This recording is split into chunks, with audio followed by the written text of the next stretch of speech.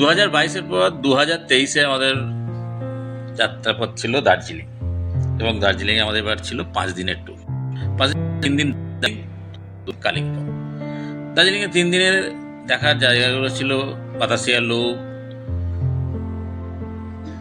লেপচা জগৎ, ropeway, ভূম মনস্ট্রে, tiger hill এবং ম্যাল তো প্রত্যেক বেলাতেই গেছিলাম এবং রোজই মোমো খেয়েছিলাম।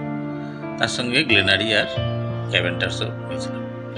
সেখান থেকে কালিম্পং যাত্রাপথে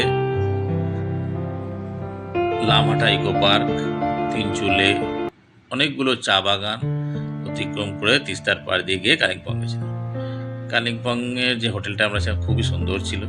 তারপরে কালিম্পংয়ের লোকাল সাইট সিংয়ে আমরা গেছিলাম মার্গান হাউস, ডেলো পার্ক,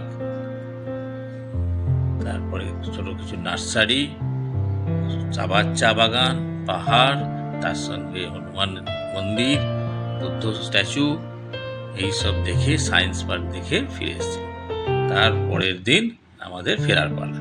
সকাল সকাল বেরিয়ে তিস্তার ধরে সেবক ব্রিজের উপর দিয়ে এসে শিলিগুড়ি থেকে এনজিপি থেকে ট্রেন ধরে আবার সমতল আমাদের ঘরে ফেরার পালা।